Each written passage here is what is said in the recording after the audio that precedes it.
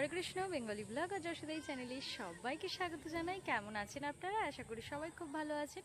শ্রীরাম গুরুকুঞ্জ আশ্রমে আমরা সবাই ভালো আছি। তো আজকে আমরা যাচ্ছি নবদ্বীপ ধাম দর্শনে। তো খুব কাছাকাছি হয়ে গেল, কারণ নীলাচল দর্শন করে এসেছি, এইবার নবদ্বীপ ধাম দর্শনে যাচ্ছি। তো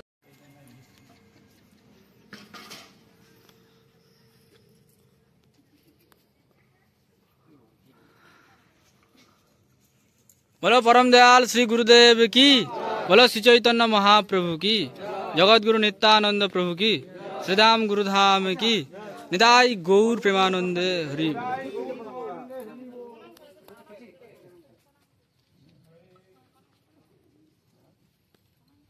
दूर থেকেই সবাই প্রণাম করেন।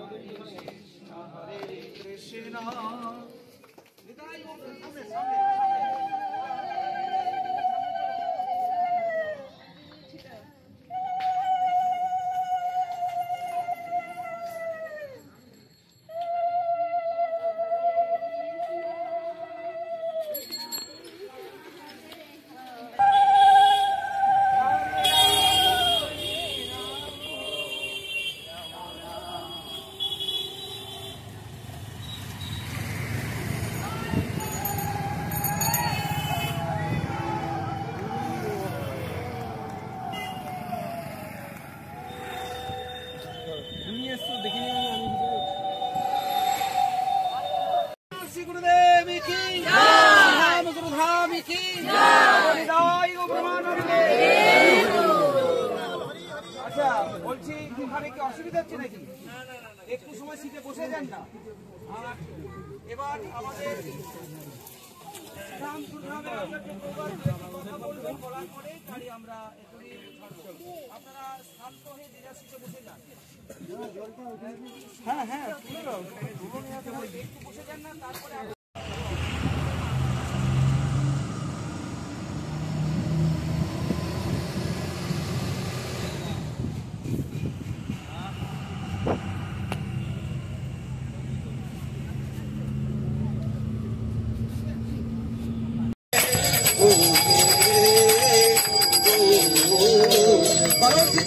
महाप्रभु की और चांद गौर हरि की नटखट कन्हैया की आरती किए जय जय गोपाल की आरती किए जय जय मदन गोपाल की मदन गोपाल जय जय यशोदा दुलाल की मदन गोपाल जय जय यशोदा दुलाल की जय जय गोविंद गोपाल की गोविंद गोपाल जय जय गौर गोपाल की गोविंद गोपाल जय जय गौर गोपाल की गौर गोपाल जय जय सुशील दुलाल की गौर गोपाल जय जय सुशील दुलाल की सुशील दुलाल जय जय निताई दयाल की सुशील दुलाल जय जय निताई दयाल की निताई दयाल जय जय अद्वैत दयाल की।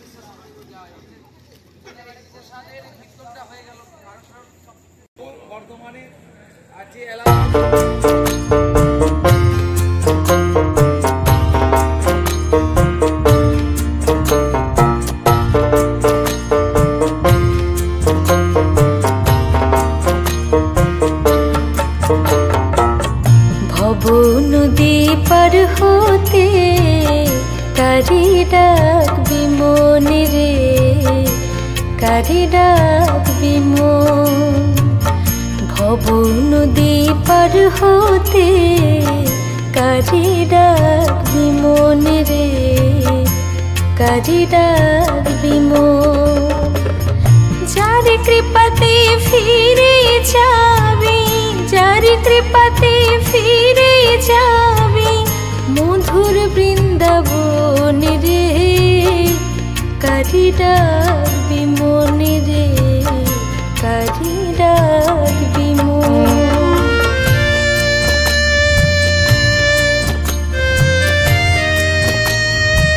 অনেকটা টাইম বাসে বসার পর আমরা পৌঁছে গেলাম বর্ধমানে। আর বর্ধমানে এসে বনগাঁবাসীর হাতে সেবা পেলাম। বনগাঁবাসী হচ্ছেন আমাদের আশ্রমের একনিষ্ঠ ভক্ত, প্রায় প্রত্যেক অনুষ্ঠানে উনি অ্যাটেন্ড থাকেন। ওই দাদাই সেবা দিলেন সমস্ত ভক্তদেরকে। যারা তীর্থ দর্শন করে তাদের সেবা দিলে কিন্তু তো অনেকটা পুণ্য ফল লাভ হয়। তো সেই জন্য অনেক ভক্তই চেষ্টা করে থাকেন যেনারা তীর্থ দর্শন করছেন তেনাদেরকে সেবা দেওয়ার জন্য। আবার কেউ কেউ তীর্থ দর্শন করার পর বাড়িতে এসে ভক্ত সেবা দেন, নিশ্চয়ই তার কারণ রয়েছে। তাই কিন্তু এটা সবাই চেষ্টা করে সুযোগটা পাওয়ার জন্য। জন্য আমরা এখানে বনগাঁবাসীর হাতে সেবা পেলাম। এইবার আমরা রওনা দিচ্ছি জয়দেব, ওখানে যাব। ওখানে সকালে পৌঁছবো, সারা রাত্রি গাড়ি চলবে, তারপর আমরা পৌঁছে যাব জয়দেবের ওখানে। ওখানে কি দর্শন করব সকালে। তো চলুন যাওয়া যাক।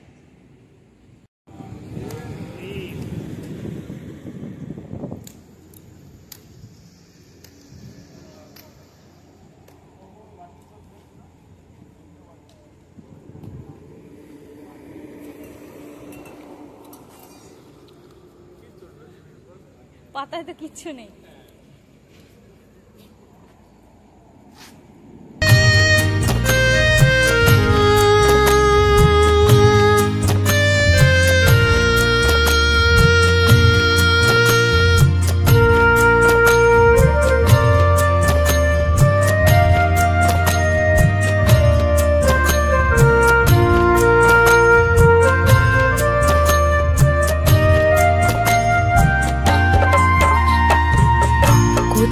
হতে কোথায় এলি, কোথাবার যাবে চলে,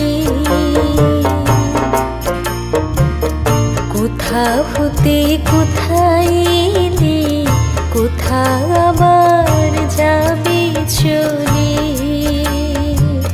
শ্রী গুরু চরণ তোরে, শ্রী গুরু চরণ তোরে ভব নদী দিতে পারি, কারি ডাকবি মনে রে, কারি ডাকবি মন।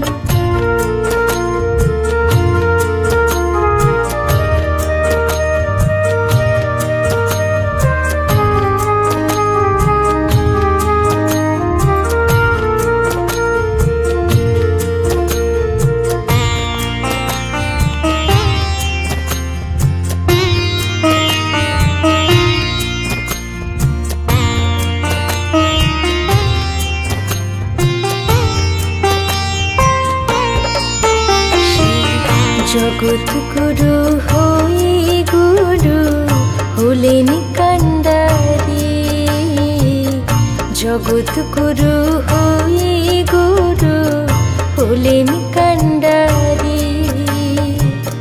তার কৃপাতে চলবে তোরে, তার কৃপাতে চলবে তোরে, তারে করু সর, কারি ডাকবি মনে রে, কারি ডাকবি মন।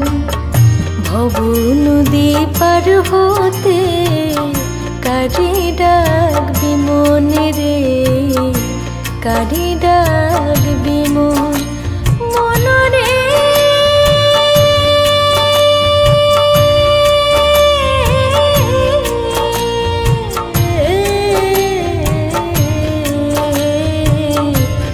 কারি ডাকবি মনে রে, কারি ডাকবি মন। ভব নদী পার হতে কারি ডাকবি মনে রে, কারি ডাকবি মনে রে, কারি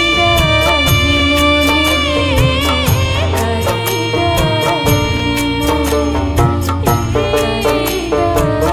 মনে রে, কারি ডাকবি মনে রে, কারি ডাকবি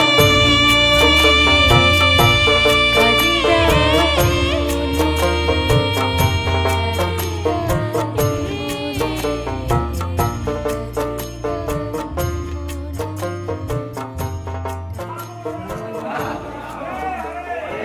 রে,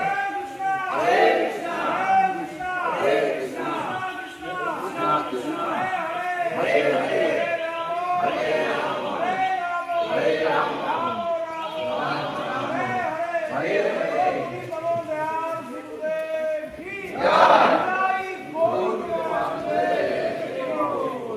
আচ্ছা, হরে কৃষ্ণ। আমরা প্রণাম করবেন, সবাই একটা প্রণাম লাগিয়ে দিই। সবাই বলুন, বালিকা হরে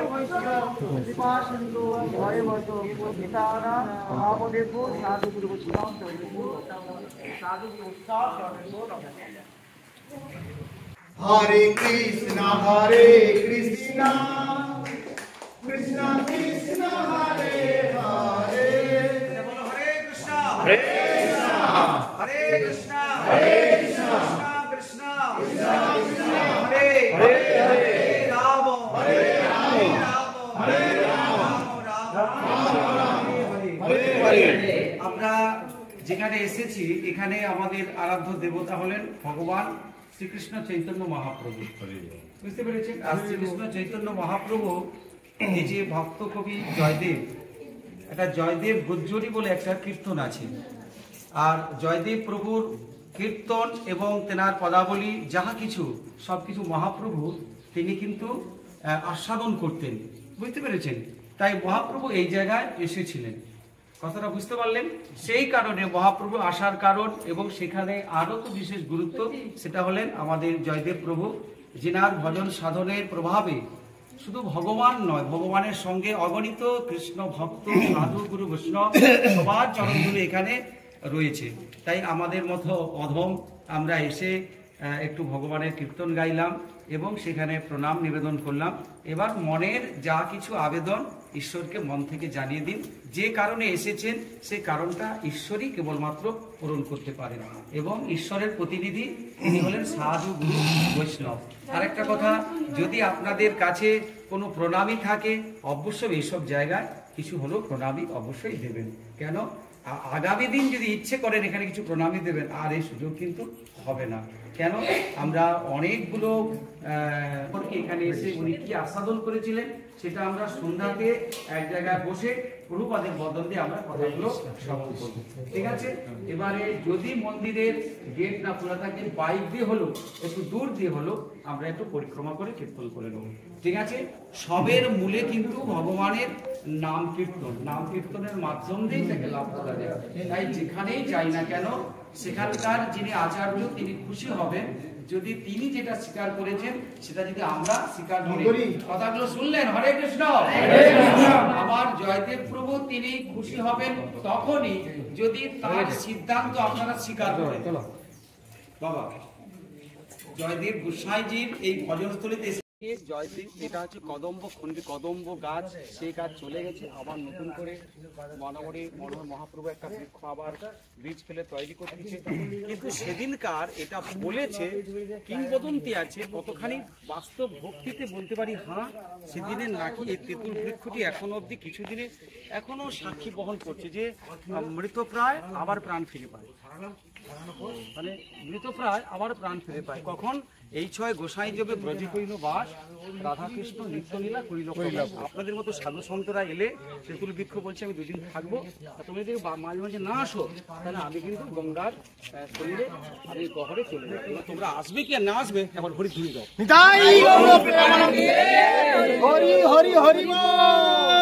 বৃক্ষ বলছে আমি অপেক্ষা করছি তোমাদের আসার জন্য, তোমরা এসে গেছো, এবার আমার প্রতি বিশ্বাস রাখবে কি না রাখবে সেটা তোমাদের ব্যাপার, ঠিক আছে? একবার সবাই মিলে বলো হরে কৃষ্ণ হরে কৃষ্ণ হরে কৃষ্ণ কৃষ্ণ হরে কৃষ্ণ হরে হরে হরে রাম হরে রাম হরে রাম রাম রাম হরে হরে হরে হরে জয় গো প্রেমানন্দে। বৃষ্টি আসবে যেটা বুঝাতে চাইলাম, এটাই হচ্ছে সেই কদম্বখণ্ডির ঘাট। আমি বলছি এটাই সে কদম্বখণ্ডির ঘাট। এখান দিয়ে মা গঙ্গা দেবী আমার ভক্ত কবি জয়দেবের ওই ভজন কুটিরে গিয়েছিলেন উজান হয়ে, মানে বার্ধক্যকালে উনি যখন স্নানে আসতে পারছিলেন না, এই ঘাট এইখান দিয়েই গিয়েছিলেন, আর এই ঘাটেই উনি স্নান করতে আসতেন। তাই এই ঘাটটার নাম হলো কদম্বখণ্ডির ঘাট। কদম্ব বৃক্ষ আপনাদের আমাদের মতো অপরাধী আস্তে আস্তে মোটামুটি সমুদ্র এই নদী গর্ভে বিলীন হয়ে গেছে। আবার মহাপ্রভু একটা বীজ ফেলে গাছ তৈরি করতেছে, আর তেঁতুল বৃক্ষটি বলছে আমি কখনো মরি কখনো বেঁচে উঠি, তোমরা যদি মাঝে মাঝে আসো তাহলে বেঁচে থাকবো, নাহলে আমি কিন্তু গঙ্গার বুকে আবার আমি আমার বিলীন হয়ে যাবো। তুমি যদি আসবো কিনা বলো, একবার ঘড়ি দিয়ে দাও।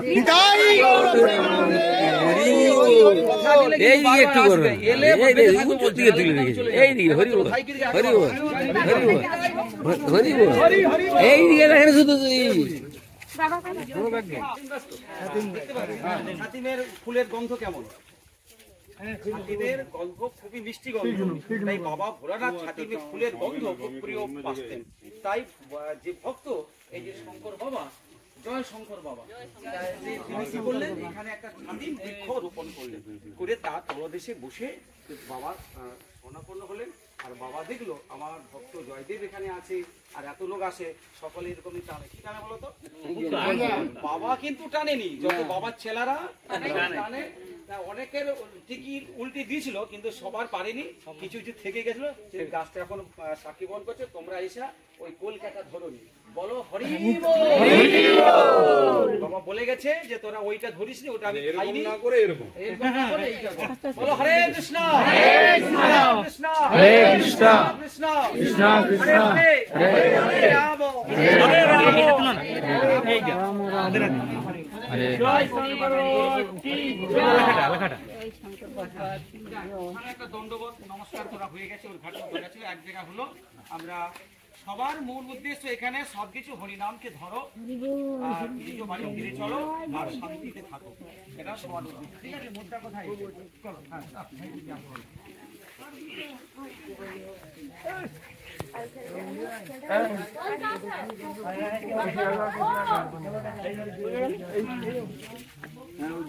এই লেখাটা কিছু করলু বলতে ওইটা কি লিখবো লেখাটা দুটো প্লিজ নো কৃপা প্লিজ প্লিজ মোর ফোন নাই।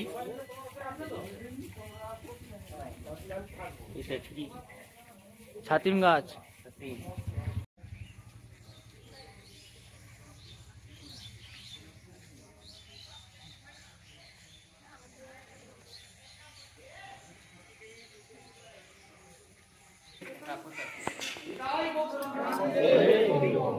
হরে কৃষ্ণ হরে কৃষ্ণ হরে কৃষ্ণ কৃষ্ণ কৃষ্ণ হরে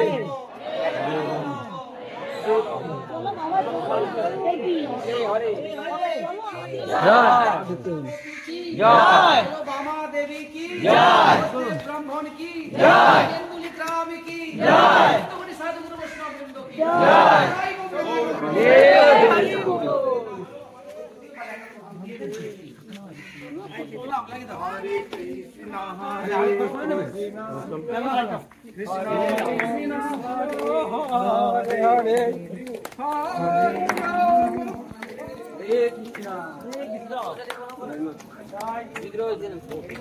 পয়সা দিয়ে গেছি জয় মাফু